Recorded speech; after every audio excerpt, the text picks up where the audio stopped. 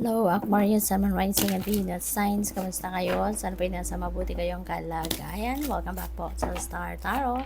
At kung bago kayo rito, welcome din po kayo. Please subscribe, like, share my videos, and leave me a comment po kung naka-resonate kayo. Thank you. So, first message ninyo is for general life, and we have 7 of Cups. May mga choices na nandito sa inyong harapan, Aquarius, and that is what you need to decide, no? Ito yung pagpipilian ninyo. So, this could be anything. Pwedeng, kunyari, kung single pa kayo, baka maraming nandiligaw sa inyo. So, baka yun ang pinagpipilian din ninyo. Pwede rin na gusto ninyo mag-travel at ang opportunity na to travel is baka marami kayong options, no? Iba't ibang lugar ang gusto ninyong puntahan. So, maaari ngayon iniisip mo, yan ang pagdidiskartehan ninyo sa ngayon. Alin ba dito yung pupuntahan ko? Diba? Titingnan mo kung ano yung mga ino-offer ng lugar na yon na pwedeng i-consider ninyo, diba? So, pwedeng ganun. Or, maaari din na this is trabaho. Baka job offer ito, career or business opportunity ito na pwedeng yun ang pagpipilian ninyo, no? So, kung ano man, no, ang inyong sitwasyon, make sure na use your own judgment and discernment dito sa pagpipili, no? Wag kayong susunod, no, sa mga sinasabi ng iba na ito yung maganda, dito ka or ano.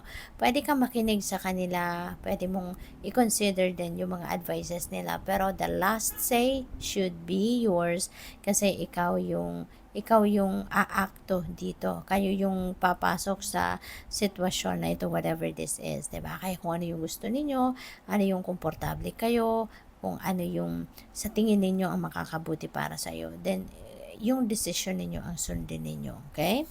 Para hindi kayo magsisi. So, sa inyong money, career, and finances, we have star. Wow. So, the star energy is a new beginning energy. So, most likely, meron ditong sisimulang bagong trabaho, bagong career, bagong negosyo, or bagong financial mga kung anong financial opportunity ang pwedeng pagpipilian ninyo rito, no? Yung may choices tayo, so pwedeng yun, at kung anong pagpipilian ninyo, ano man ang mapagdesisyonan ninyo, you are definitely going to start, no? Right away siguro dito. Kasi new beginning ito sa star. At pwede rin na kung ano yung ine-envision ninyo, ano man yung dream ninyo, maaring ito na yun, no? Ito na yun, baka ito yung dream job ninyo, kung trabaho yan, 'di ba? Kasi wish fulfillment din ito, no? Siguro anong wini-wish mo na maging trabaho mo, maaring ito na, dadating na, 'di ba? Kaya congrats. Sa inyong relationship, we have Queen of Cups. So, napakaganda. Kasi, maybe you are dealing with someone, yung person ninyo, very sensitive, very intuitive, very friendly, very calm, very loving, 'di ba? Very compassionate person ang person ninyo. So, maaaring ganun. Kaya napakaganda. Or pwede rin na kayo ito, no? Pwede kayo ito na nag-i-embody ng energy ni Queen of Cups. So, pwedeng ganun. At saka kung kayo ito, no, baka very sensitive talaga kayo, very intuitive, 'di ba? Very loving. Yung parang napaka-ideal, no? Napaka-maalaga din siguro ninyo, kaya maswerte, no, yung person ninyo sa inyo. So, good luck. And maraming salamat po, Aquarius, no, for supporting my channel. Thank you for being here. Thank you for subscribing. And if you haven't subscribed yet, subscribe na po kayo. Okay? Thank you.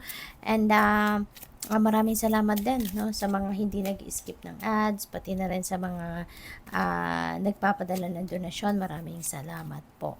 Wheel of Fortune, clarifying 7 of Cups. So, swerte ang dadating sa inyo. Siswertehin kayo sa kung ano man ang mga mapipili ninyo rito, no, na choices. Depende sa inyong sitwasyon kung ano man ang mga pagpipilian ninyo dyan, na ito yung maghahatid sa inyo ng swerte. It's going to bring forth a beautiful change. Kasi si Wheel of Fortune, ano to positive changes ang hatid na to. So, magkakaroon ka ng malakihang pagbabago, no, sa inyong sitwasyon. Merong mangyayari ditong pagbabago sa mga bagay-bagay, no, na pipiliin ninyo, ito yung magki-create ng magandang at positibong pagbabago sa kung ano man ang sitwasyon. With the star, we have two of pentacles. Ang daming options, no? So, choices dito, choices din dito, no?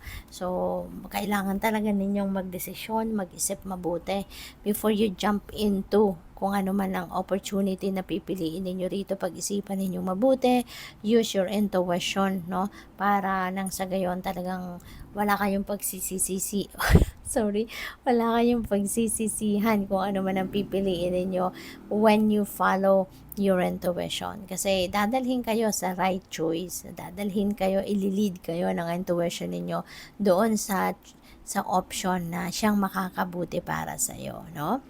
With the Queen of Cups, we have Ace of Pentacles. So, pwede na magsisimula kayo ng bagong relationship, ano? Kung single pa kayo, maybe you're entering a new love and romantic relationship.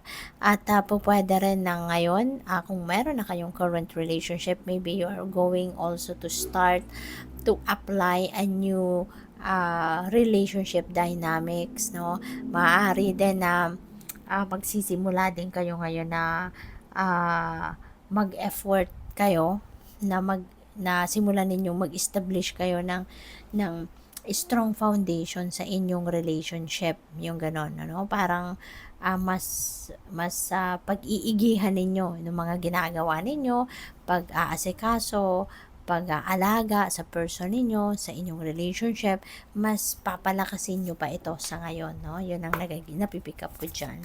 So, final message po ni Aquarius is new beginnings. So, new beginning.